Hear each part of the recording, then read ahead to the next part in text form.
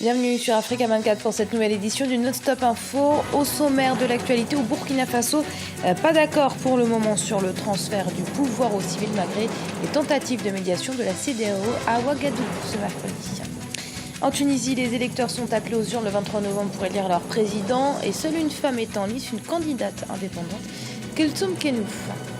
Au Bénin, les candidats à l'élection présidentielle de 2016 commencent à se déclarer. Quant à eux, parmi eux Victor Topanou, ancien ministre de la Justice, qui salue le retrait du projet de révision constitutionnelle initié par le pouvoir. Qui pour diriger le Burkina Faso pendant la période de transition? Les discussions en ce sens qui ont eu lieu à Ouagadougou ont pris fin ce mercredi et devaient mener à la nomination d'un civil à la tête du pays comme l'avait exigé la communauté internationale. Mais pour le moment, les négociations n'ont pas porté leurs fruits. L'opposition et une partie de la société civile refusent en effet que les anciens membres du pouvoir prennent part aux pourparlers. Reportage de notre correspondant au Burkina Faso, Wandiam Valentin Compaoré. Une semaine après la démission du président Blaise Compaoré et la prise du pouvoir par l'armée, le Burkina Faso peine à trouver la personnalité consensuelle pour diriger la période de transition comme souhaité par la communauté internationale. Ce mercredi, 3 chefs d'État de la CEDEAO étaient à Ouagadougou pour rencontrer la classe politique, la société civile, les autorités coutumières et religieuses pour définir un plan de sortie de crise. À l'issue de ces consultations, les chefs d'État et de gouvernement ont pris note des opinions exprimées par toutes les parties prenantes qui ont marqué leur accord sur la nécessité de: premièrement, la levée immédiate de la suspension de la Constitution permettant au Conseil constitutionnel de déclarer la vacance du pouvoir et annoncer les processus de la mise en place d'un gouvernement de transition. Deuxièmement, la nomination urgente par consensus d'une éminente personnalité civile pour présider la transition. Troisièmement, la formation d'un gouvernement de transition pour une période d'1 an. D'après la médiation conduite par les responsables de la CEDEAO, la poursuite des consultations entre les acteurs politiques et la société civile burkinabé est nécessaire pour une transition qui suivra les normes constitutionnelles. Toutefois, la nomination d'une personnalité civile pour conduire la transition n'a toujours pas été décidée. Le premier point intéressant à noter, c'est la volonté de tout le monde, ici et avec eux, de rentrer dans une transition démocratique et civile qui ne sera pas très longue et qui aboutira en novembre 2015 à des élections régulières pour continuer que notre pays aille de l'avant. Nous avons aussi été sensibles vraiment à leur compréhension de la situation du pays. Chaque pays a sa particularité. Et ils ont bien compris, ces chefs d'État, que ce qui s'était passé ici, c'était une insurrection populaire, un soulèvement populaire, qu'on ne peut pas traiter comme un vulgaire coup d'État. Lors de cette séance de médiation, l'arrivée d'une délégation de l'ancienne majorité présidentielle a entraîné un arrêt des négociations. La médiation de la CEDEAO et de la communauté internationale se poursuit ce jeudi et vendredi dans le cadre du sommet extraordinaire qui se tient à Accra, au Ghana. La Tunisie, en pleine campagne électorale après les élections législatives du 26 octobre, les Tunisiens s'apprêtent désormais à élire leur président. Le scrutin est prévu pour le 23 novembre et sur les 27 candidats en lice, on retrouve une femme, Keltoum Kenouf. Marina Vanier. Sur 27 candidats à l'élection présidentielle du 23 novembre 2014 en Tunisie, seule une femme en lice. L'ancienne présidente de l'association tunisienne des magistrats, Keltoum Kenouf, se présente à la magistrature suprême comme candidate indépendante. Keltoum Kenouf séduit par son discours sérieux et crédible, loin de tout sentimentalisme ou populisme. Mais son passé militant pour l'indépendance de sa corporation, sous le régime de l'ancien président Ben Ali, joue également en sa faveur.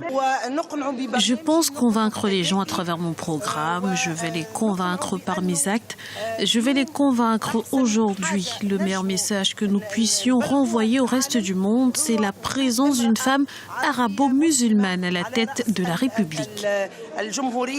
Elle n'est pas la seule à s'être annoncée candidate à l'élection présidentielle. D'autres comme Emna Mansour Karoui ou encore Badra Galou ont tenté de se présenter à la magistrature suprême, mais leurs dossiers n'ont finalement pas été acceptés par la commission électorale. Les femmes ont la compétence et la capacité, mais elles continuent de lutter. Lors des prochaines élections présidentielles, nous pourrions assister à une victoire féminine. La mentalité peut également changer parce que nous sommes sur la voie de la démocratie. Après la révolution de Jasmin en janvier 2011, nombreux sont les acteurs de la société civile qui avaient craint un recul dans les acquis de la femme tunisienne en raison de la victoire des islamistes des Nahda lors des élections du 23 octobre 2011. Si Kaltoum Kenou arrivait à passer le premier tour, cela marquerait un tournant majeur dans l'histoire de la politique tunisienne et arabe. Le Bénin, quant à lui, élira son futur président en 2016 et l'actuel chef d'État Boni Yayi ne se présentera pas à sa propre succession. Il l'a annoncé au lendemain de la révolte populaire du Burkina Faso, un événement loin d'être une coïncidence selon Victor Topanou, le candidat à l'élection présidentielle béninoise. Aminata Diak. En juin 2013, le gouvernement béninois avait transmis à l'Assemblée nationale un projet de révision de la Constitution du 11 décembre 1990. Une intense polémique avait alors agité le pays, mais ce lundi 3 novembre 2014, le président Boni Yayi annonçait le retrait du projet de révision de la Constitution de l'Assemblée nationale. Une décision qui, selon Victor Topanou, candidat du parti Front Uni pour la République à la présidentielle de 2016, répond aux aspirations des peuples après la révolte populaire survenue au Burkina Faso le 31 octobre 2014 qui a provoqué la chute du président Blaise Compaoré. De toute façon, s'il ne l'avait pas fait, avec l'exemple de ce qui se passe au Burkina Faso, il devrait s'interroger autrement. Ce qui est important à voir dans l'événement du Burkina Faso, c'est le message qu'a envoyé le peuple et qui consiste à dire désormais nous sommes de plus en plus exigeants vis-à-vis de nos dirigeants et qu'à l'avenir on ne se laissera plus faire. C'est vrai que la situation de Burkina n'est pas la même que les autres pays africains, mais il y a de fortes similitudes et désormais c'est ce degré de plus en plus élevé d'exigence des peuples qui devient l'élément déterminant de l'analyse. Le candidat à la présidentielle lance son appel à la mobilisation afin de renverser la tendance. Il présente un programme qui vise essentiellement à améliorer les conditions de vie des populations. J'ai un programme relativement important. Ce que je propose aux Béninois, c'est qu'à hauteur de 2021, nous ayons essayé de réunir les conditions préalables en vue de l'émergence. Vous verrez que c'est un objectif relativement plus modeste que les précédents qui ont voulu aller vers l'émergence sans réunir au préalable les conditions nécessaires. Les enjeux de la présidentielle de 2016 au Bénin sont énormes, même si les prévisions de croissance évaluées à 4,9% en 2014 et à 5,3% en 2015 sont favorables à la stabilité macroéconomique. Beaucoup de secteurs restent à développer, notamment l'éducation, la santé ou encore les infrastructures. 10 milliards de dollars, c'est la somme dont a besoin l'Égypte pour moderniser ses infrastructures de télécommunications. Une démarche qui s'inscrit dans le cadre de la relance économique entreprise par le pays après plusieurs années d'instabilité politique qui ont fait fuir touristes et investisseurs. Écoutez donc à ce propos Atef Elmi, c'est le ministre égyptien de la communication et des technologies de l'information. Par rapport à l'Internet au débit, pour chaque pénétration de 10%, ce sont entre 50 et 60 000 emplois qui sont créés. La contribution de l'amélioration des infrastructures Internet au PIB est de 1,3 à 1,4. Vous imaginez donc l'impact économique sur les potentialités de création d'emplois et sur le développement de nouveaux secteurs annexes. Comme je l'ai mentionné plus tôt, vous ne pouvez pas développer l'éducation et la santé sans mettre en place des infrastructures adéquates. Le biogaz est une nouvelle forme d'énergie renouvelable qui entre progressivement dans le quotidien des Rwandais habitant les zones rurales. La mise en place du projet Flexi Biogaz a été très bien accueillie par les populations de ces zones reculées qui trouvent que cette nouvelle source d'énergie leur permet de faire de grandes économies. Idlet Mirabel Bissu. Faire cuire ces aliments à partir du biogaz au Rwanda, c'est désormais possible. Avec le projet Flexi Biogaz, les agriculteurs trouvent cette nouvelle technique économique. Depuis que j'ai reçu le Flexi Biogaz, je l'utilise pour cuisiner. J'ai de la lumière et j'arrive à acheter de la nourriture ainsi que du sel. Je ne suis plus obligée d'acheter du bois ou de l'huile. L'argent que j'économise me sert à faire autre chose. Le biogaz est obtenu à partir de la fermentation des excréments des mammifères ruminants. À la fin du processus de fabrication, du gaz méthane prêt à utiliser est produit. Les populations formées pour la circonstance participent désormais à la chaîne de production de cette nouvelle forme d'énergie renouvelable dans les villages. Il est très facile à utiliser.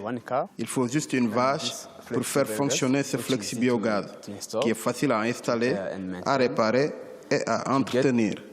Vous obtenez assez de gaz pour la cuisine et la bouse de vache est un bon engrais pour votre ferme. Le biogaz constitue une solution pour l'électrification rurale et la production d'énergie domestique dans les zones reculées en Afrique. Merci d'avoir suivi ce journal. Il a été réalisé par l'ensemble de la rédaction. Restez sur Africa 24 dans un instant. Une nouvelle édition du Non-Stop.